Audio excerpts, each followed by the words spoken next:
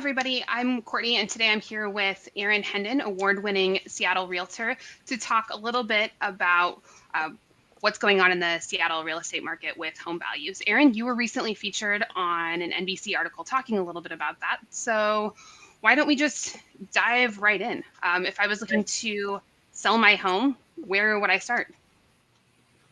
Well, I think the place that mostly people want to start, and it's the right place, is how much is my home worth? Is it worth selling today? And I think you gotta, first of all, one of the myths people have about real estate is that there's a real inherent value of my home. People want to know what their home is worth now because they're thinking of selling next year. Well, it's not applicable because the market changes too quickly. So your home's only worth something right now if someone's willing to pay for it. So your home doesn't have an inherent value. It only has a value that's equal to what someone will offer and what you'll accept. So the game really is, the place to start is, hey, are people offering enough money around me for houses like mine that I think I would accept that much money for my house? If that's the case and you're thinking of selling now, that's about what you can expect to get, and that would be a good time to sell. Cool. Can I base my home's value based on what my neighbor's home sold for recently? Well, not usually. I mean, maybe a little bit, but it's not a one-to-one correlation because you don't know anything about their sale. You don't know if they sold it for cash. You don't know if they were needed to get out. You don't know if they were willing to wait. You might know some of that information tangentially, but you don't know really what happened in the transaction. You don't know if there were concessions made. Those kinds of details aren't necessarily apparent. And then square footage and finishes and things like that. So, all square footage is not created equal. Some square feet are worth more than others. If they have a half more bath than you, that's different. It really depends. So I really wouldn't use what my neighbors sold for as a guide for what mine will sell for. I'd get a realtor in there to do a comparative market analysis. Actually, I'd get 2 or 3 in to do a comparative market analysis, and any decent realtor should be happy to do that for you for free. In fact, I've heard a couple that charge for it, but if you find somebody who charges for it, I think that's just like a red flag that you found an idiot realtor, and I would stay away from that person. Right. One place not to start, one thing you for sure shouldn't use is Zillow, and that's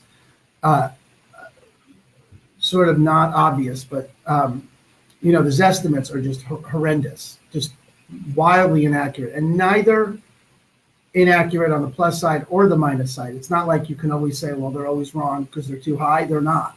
They're just randomly inaccurate. And it's a problem because people have this relationship to it like it's real, like it should be valid, or it's supposed to be valid, or it looks like it's valid, and it's not. I mean, the median error is 5%, meaning half the homes are more than 5% off. Well, that's a big deal. That's a lot. And you have no way of knowing which side you're in. So if I was ready to sell my home, I'd gotten an estimate from you. Would renovating my home change the value of it? Yeah, maybe. I mean, yeah, probably, but I would avoid it almost universally because it's rare that you get a renovation, a remodel aspect that's going to pay you $1.10 or $1.20 for every dollar you spend. And if you're not going to get $1.10 for every dollar you spend, why spend it? There's no point in putting $15,000 in if you're just going to get $15,000 out. And like a bathroom remodel or kitchen remodel tends to run between $10,000 and $20,000. And then you're banking on whoever buys the house from you has the same taste as you, which is unlikely. I mean, it's just unlikely that they have I want that color carpet. Okay, maybe they do, but it's less likely. You'd be better off taking, if you got a bid for the carpeting and it was $5,000, okay, good. Put the bid in the purchase, in the documentation, and tell the buyer, you'll give them a $5,000 credit. Okay, they get to pick the carpet they want versus you trying to guess. The time involved in a remodel, all that stuff is so rarely pays off. I would recommend that you spend, maybe $2,000 and get the house professionally deep clean, get it landscaped. Exterior paint is probably worth the money. because it's one of those wow factors. When people walk up, people are very quick to decide. So you want to make it look great and without any added expense. So painting is probably the most expensive thing I would recommend that people do. But other than that, it's cleaning and landscaping, getting it to look great. But no major remodels are ever going to give you more than $1 for $1 in. That's good to know. So Yeah, aside from all of the advice you've given us so far, what role do you play specifically as a realtor? And why can't I just sell my home myself and make more money?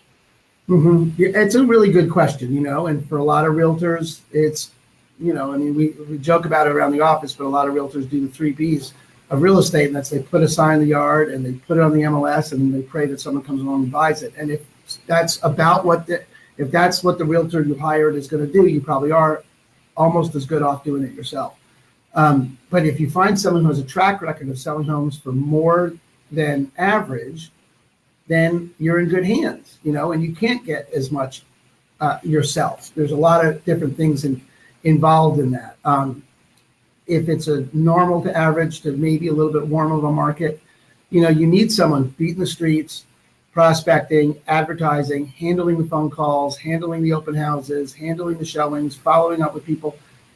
I'll tell you, it's a full-time job because I do it full-time. If you have a full-time job and you want another full-time job, sure, go ahead, try and sell your house yourself. But it's a second full-time job. There's no two ways about it. And, it's one of those illusions in life, but the truth is you get what you pay for.